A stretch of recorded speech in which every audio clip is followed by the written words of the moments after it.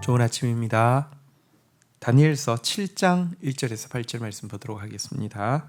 1절 바벨론 벨사살 왕 원년에 다니엘이 그의 침상에서 꿈을 꾸며 머릿속으로 환상을 받고 그 꿈을 기록하며 그 일의 대략을 진술하니라. 2절 다니엘이 진술하여 이르되 내가 밤에 환상을 보았는데 하늘에 네 바람이 큰 바다에 몰려 불더니. 3절 큰 짐승 넷이 바다에서 나왔는데 그 모양이 각각 다르더라. 자, 7장부터는 이제 다니엘이 본 환상을 기록을 하고 있습니다. 앞에는 예를 들어 느부갓네살이 환상을 보기도 하고 또 벨사살이 무슨 손으로 쓴 글씨를 보기도 했고 그것에 대해서 다니엘이 해석을 해주는 것이었다고 하면 이제 다니엘에게 하나님께서 주신 환상을 기록하고 있는데요. 이 환상을 받은 때는 벨사살 원년이었습니다. 벨사살은 사실은 짧았지만 굉장히 악한 통치자였는데 재밌는 것은 다니엘이 환상을 가장 많이 본 때는 바로 이 벨사살의 통치 시기입니다. 하나님은요 어둠이 어두울수록 자기 백성들에게 말씀의 빛의 인도를 더 밝게 비추는 것임을 알 수 있습니다. 그가 본 환상은 네 짐승에 대한 것입니다. 이 그 네 짐승이 바다로부터 나왔고 또 바다를 향해서 네 바람이 불 때에 이와 같이 네 짐승이 나왔다라고 하는 이 짐승에 대한 환상인데요. 사실 이 짐승에 대한 환상은 느부갓네살이 이제 황금 신상을 이제 큰 황금 머리 또 이렇게 은으로 된 가슴과 그리고 이제 그 동으로 된 허벅지와 또 철로 된 이제 철과 흙으로 섞여 있는 다리와 발가락을 보았지 않습니까? 이것처럼 이 네 제국에 대한 것입니다. 아시아와 유럽과 아프리카에 동시에 영향을 끼치게 될 네 개의 세계 제국에 대한 것인데요. 조금 차이가 있다고 하면 이제 느부갓네살이 보았던 환상에 비해서 훨씬 더 그 제국의 성격에 대해서 또 이 이제 제국의 흥망성쇠에 대해서 좀 더 구체화되어 있다는 것을 볼 수 있습니다. 먼저 이 앞에서는 그냥 이제 금, 은, 동, 철과 흙 이렇게 되어 있었다고 하면 여기서는 네 짐승이라고 함으로 말미암아 이 그 세상 나라가 얼마나 난폭하고 정욕적인 성질을 가지고 있는지를 보여주고 있고요. 또 이 짐승이 나오는 곳이 큰 바다라고 지목을 함으로 말미암아 이런 나라들이 사실은 굉장히 요동하고 불안정하다는 것을 보여주고 있고요. 또 이 큰 바다를 요동시킨 네 개의 큰 바람에 의해서 이들이 나왔다는 것은 이 악한 세상 나라의 출현 이면에는 악한 영계의 조종이 있다는 사실을 잘 보여주고 있습니다. 어쨌든 하나님은 어두운 시대에 하나님의 사람을 통해서 보다 선명하게 이 계시를 보여주시고요. 역사를 이끌어 가심을 이 환상엔 보여주고 있습니다. 자, 이제 4절부터 한번 보겠습니다.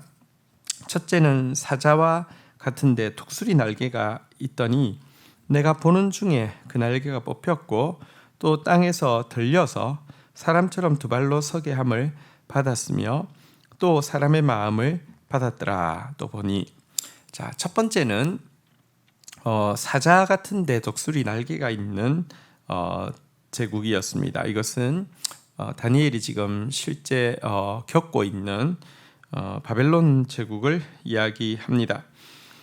사자로 비유된 것은 그것의 난폭성을 이야기한다고 하면 독수리로 비유된 것은 그것이 나라들을 정복할 때 보인 강력한 속도를 보여준다고 할 수 있습니다.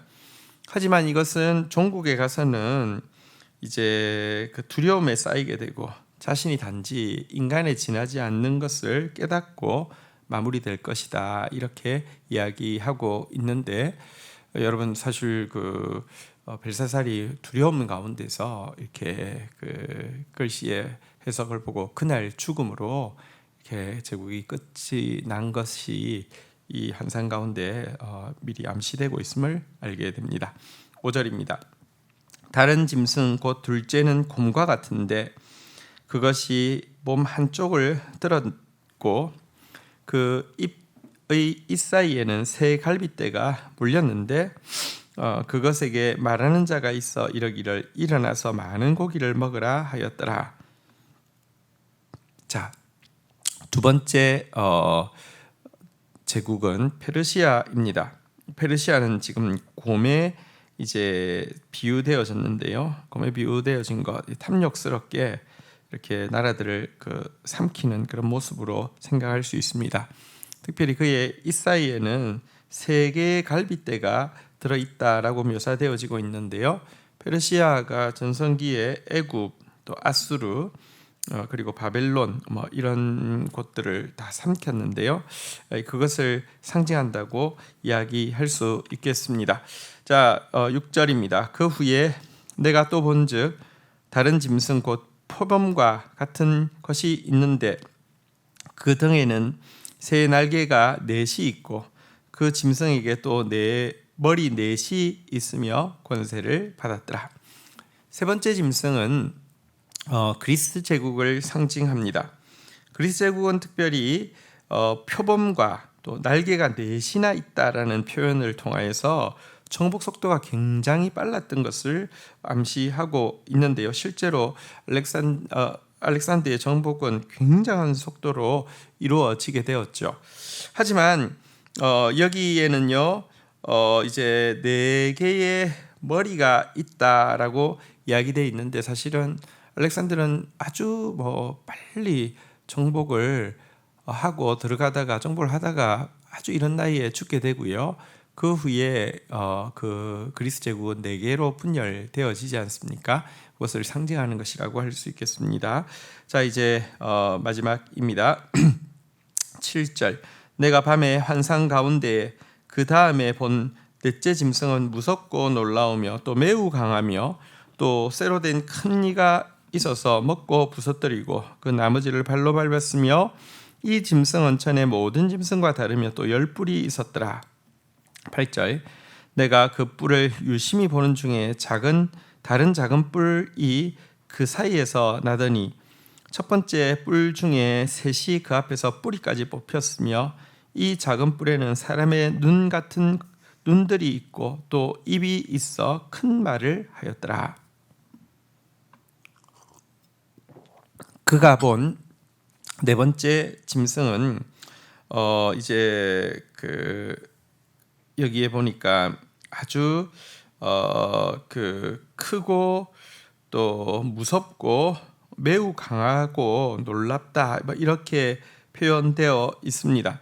어떤 짐승 하나로 특정할 수 있는 모양도 아닌 괴물의 모양을 띠고 있습니다. 이것은 또한 먹는 것에 만족하지 않고 짓밟고 파괴하기를 좋아하는 특성을 가지고 있다라고 이야기하고 있는데 이것은 로마 제국을 가르치고 있습니다. 그리고 이 그 괴물에게서 10뿔이 난다라고 이야기하고 있는데요. 우리 느부갓네살이 보았던 환상에는 보면 10개의 발가락이 철과 그 흙이 진흙이 섞여진 10개의 발가락이 있다 이렇게 표현한 것과 같은 의미로서 이 로마 제국을 통하여서 이렇게 다양한 지역, 인종, 문화 가운데 세워질 많은 나라들을 상징하게 된다 이렇게 이야기할 수 있습니다. 사실 로마 제국의 영향력은 지다하죠. 그것에 의해서 세워진 그런 것들이 뭐랄까요? 유럽과 이제 이 아시아, 아프리카 이쪽에 끼친 영향은 굉장합니다. 어쨌든 이 로마 제국에 의해서 영향으로 나오는 모든 나라들을 이 열 뿔이라고 이야기할 수 있는데요. 그런데 특별히 그 후에 나오는 작은 다른 뿔 하나가 이제 그 앞에 있는 새 뿔을 뿌리채 뽑아버릴 것이다, 이렇게 이야기하고 있는데요. 어쨌든 이 작은 뿔은 적그리스도를, 마지막 때 일어날 적그리스도를 상징하고요. 이 적그리스도는 단지 종교적일 뿐 아니라 정치적, 군사적인 세력도 가지게 될 것을 이야기합니다. 그리고 이것은 사람의 눈 같은 눈이 있고 또 입이 있어 큰 말을 하였다, 이렇게 이야기하고 있는데요. 이것이 아주 뭐랄까요, 그 신성모독을 하는 큰 말들을 하고 강한 종교적 영향력을 끼칠 것과 사람들의 일거수일투족을 감시하고 감찰하는 그런 기능을 가지게 될 것이다, 이렇게 이야기하는 것입니다. 우선 오늘 이 이제 환상의 초입 부분을 보았는데요. 시대가 어두울수록 하나님은 더 밝은 빛으로 하나님의 백성을 인도하시고 또 역사를 주관하신다는 사실을 우리가 분명히 기억하도록 하십시다. 그리고 이 세상 나라들은요, 사실은 난폭하고 또 그것은 불안정하며 또 그것의 출현 배후에는 악한 영들이 있다는 사실도 기억하고 이 땅을 바라보아야지 우리가 균형 잡힌 시각으로 바라볼 수 있다는 것도 기억해야 할 것입니다. 주신 말씀 붙잡고 기도하며 나가도록 하겠습니다. 하나님 아버지, 감사합니다. 역사의 주관자이시며 통치자이신 하나님을 찬양합니다. 벨사살의 어두운 시절에 다니엘에게 더 밝은 환상을 통하여서 준비하게 하셨던 하나님, 시대가 많이 어둡습니다. 어두운 시대를 탓하는 자 되지 않게 하여 주시고 더 밝게 빛을, 하나님의 빛을 사모하는 자 되어질 수 있도록 은총을 베풀어 주시기를 간절히 간구하고 소원합니다. 우리가 살고 있는 이 세상은 짐승과 같은 곳입니다. 불안정하며 또 악한 영의 영향이 있음을 알고 있습니다. 이런 곳에서 살아가고 있을진데 헛된 것에 마음 빼앗기는 자 되지 않게 하여 주시고, 하지만 이와 같은 세상 가운데에서도 최후의 승리와 완전한 하나님 나라의 성취는 이미 결정되어 있는 것이오니 하나님, 영원할 그 나라를 위해서 더욱 헌신하는 저희들 되어질 수 있도록 은혜를 베풀어 주옵소서. 예수님의 이름으로 기도 올립니다. 아멘.